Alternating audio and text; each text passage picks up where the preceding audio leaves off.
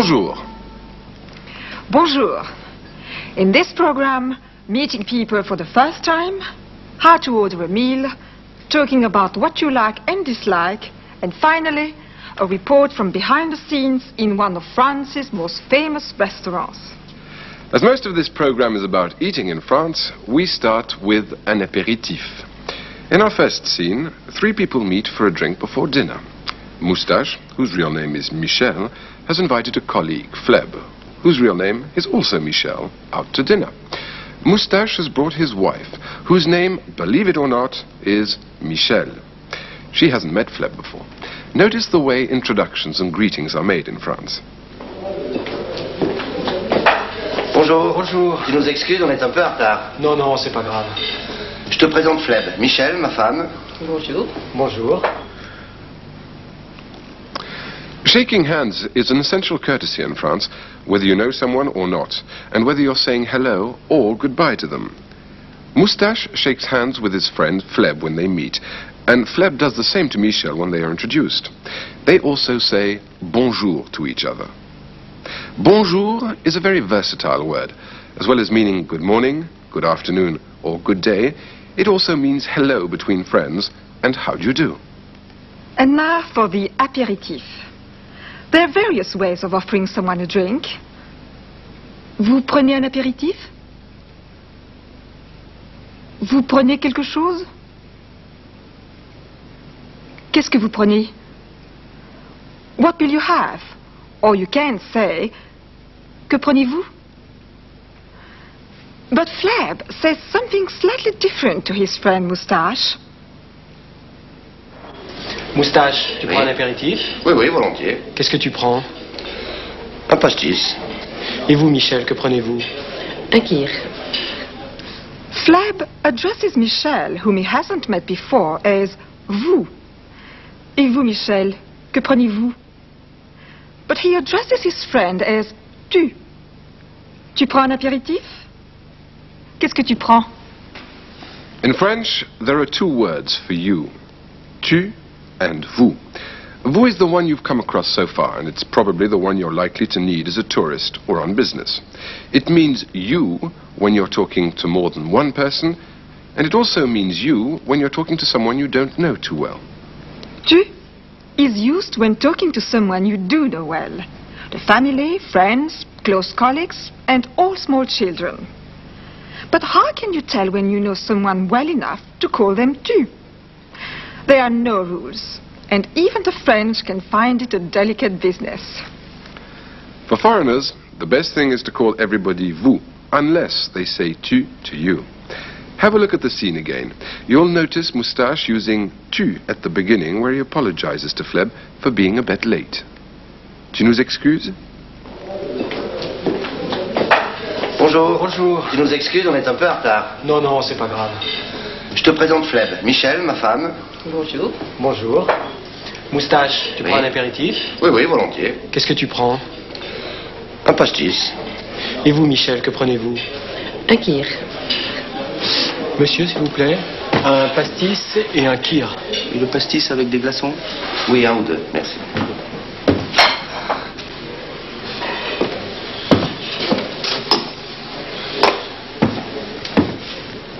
Un pastis, the famous aniseed drink served with water and ice cubes. Des glaçons. Un kir, you may remember, is a mixture of white wine with a dash of blackcurrant liqueur. A very popular drink. The aperitif finished, Fleb and his friends go to sit down. As they think about ordering, Michel and Fleb agree to switch from calling each other vous to calling each other tu, since they both use tu already to Moustache. Vous avez choisi? Oui. Oui. Messieurs, dames. Fleb, qu'est-ce que tu prends? Après vous? On se tutoie, tu es d'accord? Ouais. Tu es notre invité, tu choisis. Bon, dans ce cas, une salade des moines, s'il vous plaît. Oui. Et une tranche de jambon cru. Oui. Pour moi, ce sera une tarte aux épinards. Parfait. La tarte aux épinards. Spinach tart. Le jambon cru You may remember that's smoked ham. La salade des moines. Mixed salad topped with a poached egg. Making sense of a menu isn't easy. You can't hope to memorize all the words you'll come across, but it's worth learning a few of the most common ones. You'll find many of these in the book, À vous la France, which accompanies this series. Let's have a look now at a few words for main dishes. The general word for meat is la viande. La viande. But waiters sometimes use it to mean the main course. Et comme viande, Les atrios de Thonon, c'est quoi? les atrios de Thonon est une charcuterie macérée dans du vin blanc, enveloppée dans une crépine, passée au four et servie chaud. Oui, mais je prendrais plutôt la côte et le filet d'agneau avec gratin dauphinois. Parfait. Madame, Une truite au bleu. une truite au bleu. Et monsieur? Un filet grillé, saignant s'il vous plaît. Oui. Un filet grillé. A grilled fillet steak. Saignant. Rare. As you saw in that scene, even if you speak the language, you may need to ask what something is. The phrase to remember, qu'est-ce que c'est? Qu'est-ce que c'est? What is it? La truite au bleu, qu'est-ce que c'est? La truite, trout. In this case, au bleu, poached. La côte et le filet d'agneau, qu'est-ce que c'est? La côte et le filet d'agneau. Agneau, lamb. In fact, when Fleb wants to know about one of the dishes, he says, c'est quoi? A less formal way of saying, qu'est-ce que c'est? Now, what about vegetables? Les légumes. Les légumes. Et comme légumes, Est-ce que les plats sont garnis? alors les viandes sont garnies gratin dauphinois et la truite pomme vapeur. Dans ce cas, mettez-moi donc des haricots en plus, s'il vous plaît. Les haricots. Green beans. Moustache asks for the beans as an extra. They don't come automatically with the steak. To find out what vegetables are included, Moustache asked, les plats sont garnis? Les plats sont garnis? La truite est garnie pomme vapeur, boiled potatoes. L'agneau et le filet sont garnis gratin dauphinois. Gratin dauphinois. A regional speciality made from thinly sliced potatoes cooked with milk, cream, butter and garlic. Finally, what to drink with the meal. You can order from the wine list, la carte des vins, or ask for the house wine. It's often called la réserve du patron, and is usually sold in a jug, un pichet. Et comme boisson, Qu'est-ce qu'on prend? Une réserve du patron? la réserve du patron est servie en pichet. Bien, alors un pichet de vin rouge et une carafe d'eau. Parfait. One of the dishes ordered in that scene was le gratin dauphinois, and it's one of the favorite local dishes in Grenoble. In France, every region has its own specialities. Around Toulouse, the favorite dish is le cassoulet, a stew made from beans and various types of meat and sausage. On the German border in Alsace, la choucroute is the local dish. It's the same as the German sauerkraut. In the south, the Mediterranean bouillabaisse, fish soup. In Normandy, moule marinière, mussels. And Brittany's crêpes are world famous. Of all of these, is there one that could claim to be the national dish of France? Le plat national français? Monsieur, quel est le plat national français? Ah, le mien est le steak frites. Ah, bah ça dépend de la région où on est. Si vous êtes dans le Midi-Pyrénées, c'est le cassoulet. Ici, c'est le gratin dauphinois. Quel est le plat national français? Français? C'est le couscous. Oh, les pommes de terre, non? Le gratin dauphinois. Gratin dauphinois again, obviously a local man. But I think most people would agree with the first person, that the national dish is steak frites, steak and chips. Vous aimez le steak frites? Vous aimez le steak frites? Vous aimez, do you like? J'aime le steak frites. Je n'aime pas le steak frites. Et vous, vous aimez le steak frites? Je n'aime pas le steak frites. Je n'aime pas du tout le steak frites.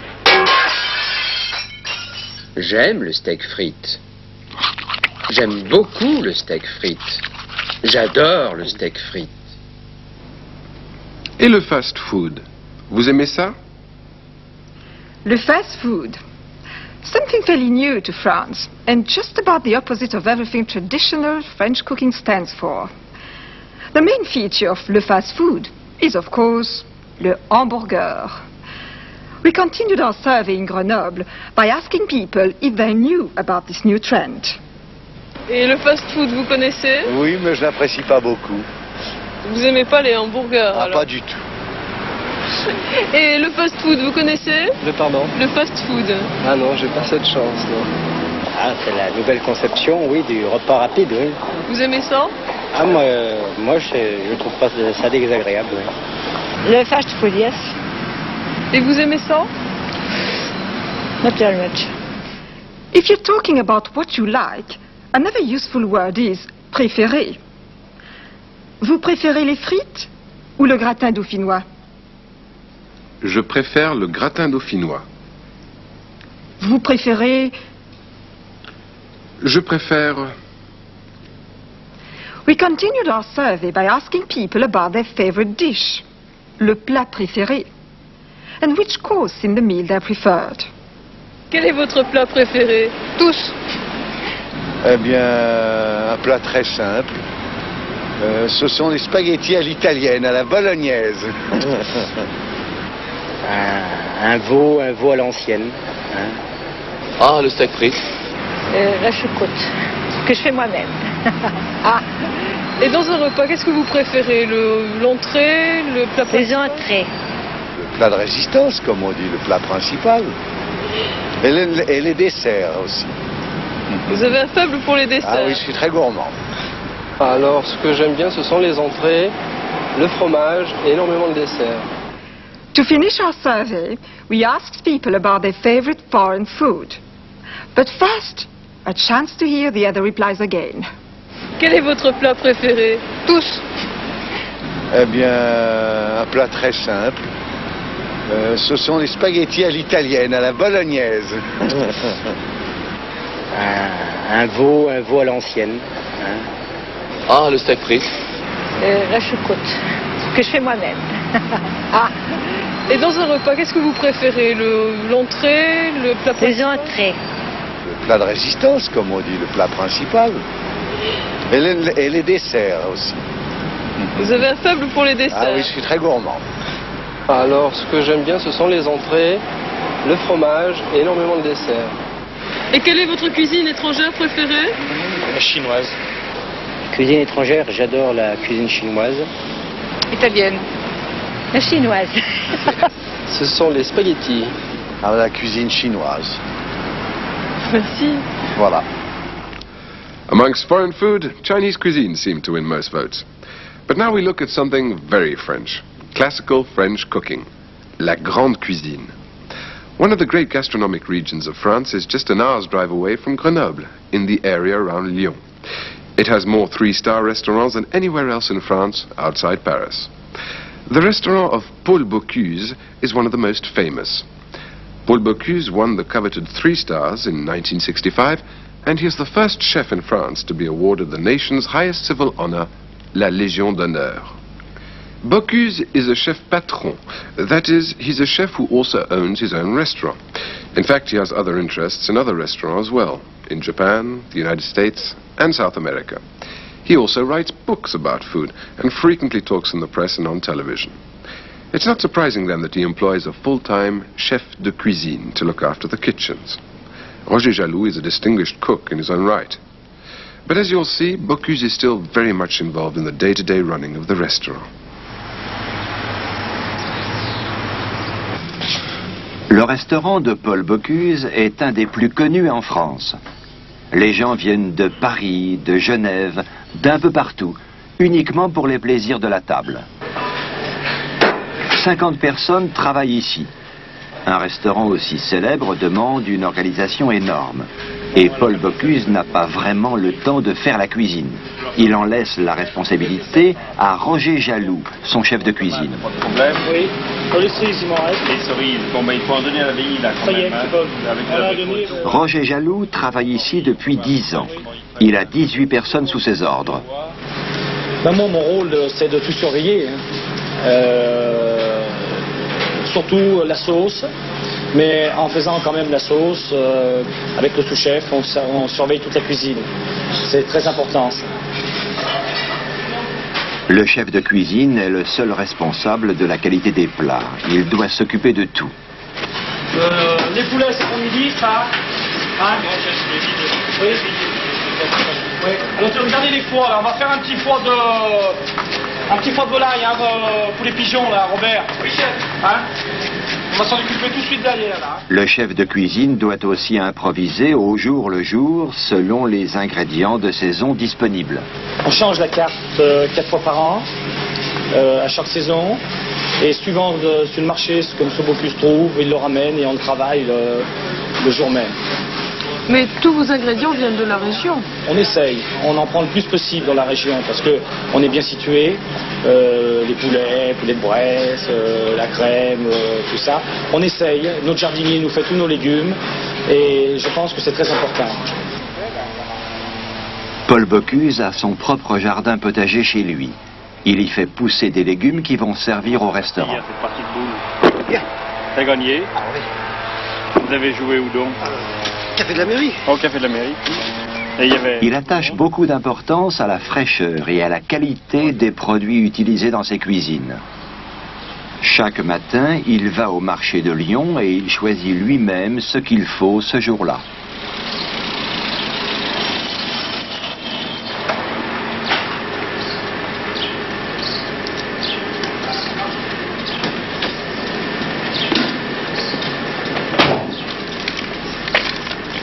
En fait, pour Paul Bocuse, le secret de la bonne cuisine, ce sont de bons produits. Avant tout, un bon cuisinier, c'est déjà l'homme qui sait acheter ses produits, aller au marché le matin, et ça, c'est très important. Je dis toujours à Lyon, il n'y a pas de bons cuisiniers, il n'y a que de bons produits. Et avec de bons produits, on risque de faire une meilleure cuisine. Oui. Et combien ça vaut le kilo, ça? 12 balles. 12 francs. Ben, je vais voir, M. Paul. Les produits de qualité abondent dans la région de Lyon. C'est un des grands centres de la gastronomie française. Lyon est un garde-manger. Quand vous êtes au nord, vous avez les vignobles de Bourgogne, du Beaujolais et surtout tous les légumes, tous les maraîchers. À l'ouest, on a la Bresse avec les volailles de Bresse, les canards, les carpes, les brochets. Au sud, on a les vignobles du Côte-du-Rhône avec les côtes-rôties, l'Ermitage, le Cornas. Et à l'ouest, nous avons le bœuf du Charolais, le Massif central avec ses fromages. Et nous sommes aussi une région de fromage. Nous avons tous les Saint-Marcelin, tous les fromages de chèvre. Et Lyon est surtout une ville où c'est un garde-manger. Très bon, les deux derniers, très bon. Le dernier, très bon. Ça, c'est les Chablis alors, hein? Meilleur celui-ci. Et tu m'avais pas dit qu'il y avait un pouilly fuissé de ta propriété, là? Tu l'as mis? Il y a également. Il y a également. On a tout un assortiment. C'est ça, la pouilly fuissé? Oui, non, très bon. J'aime beaucoup ça. Bocuse choisit les vins lui-même. Il les achète à un grand négociant du coin, Georges Duboeuf, qui est aussi un vieil ami. C'est bien ça. Faut-il être riche pour manger chez Paul Bocuse? Qui sont ses clients? Le maître d'hôtel, Luigi Ricci, explique. Il y a beaucoup de clients fortunés, mais il y a également des clients qui viennent ici peut-être une fois dans leur vie.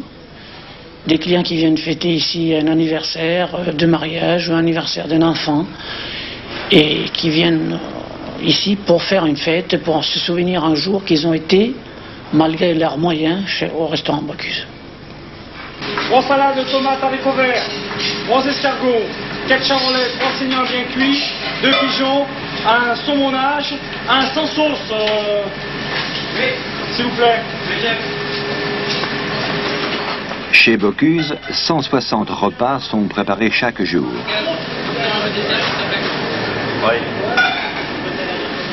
Certaines spécialités de la maison sont extravagantes. La soupe aux truffes, par exemple. Mais de façon générale, la cuisine est basée sur des principes traditionnels. On fait le type de cuisine un peu traditionnelle, bourgeoise. Cette nouvelle cuisine où les plats ne sont pas cuisinés, ça nous plaît pas. Nous, il nous faut de la crème, il nous faut du beurre. La crème et le beurre, des ingrédients essentiels de la grande cuisine française. Ça va aller sur votre truc, hein? Oui, allez. Robert? Michel? Allez. 12 couverts, M. Paul. 12 couverts. Les sauces sont très importantes, mais il ne faut pas qu'elles cachent le goût de la nourriture. L'art de savoir cuisiner, selon Paul Bocuse, c'est de faire ressortir les parfums naturels des ingrédients. Bon, il y a encore 4 autres soupes à envoyer là, hein? Voilà. 3. Voilà. Attends. Le talent du chef se retrouve aussi dans la présentation des plats. Attends.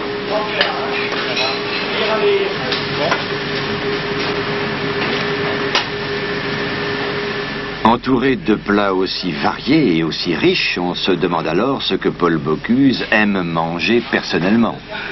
Pour moi, la cuisine simple, j'aime préparer un potage, poire aux pommes de terre, un bon pot-au-feu et peut-être les fraises du jardin qu'on a ramassées avec un peu de vin et un peu de sucre. Pour moi, plus la cuisine est simple, plus il faut le meilleur produit, plus c'est difficile. Merci. Bon, 8 couverts là qui passent là. Cuisine simple ou grande cuisine? Pour Bocuse, il n'y a que la bonne cuisine. 4 volailles de Bresse en vessie et 4 pigeons au chaud nouveau. Ça marche, monsieur.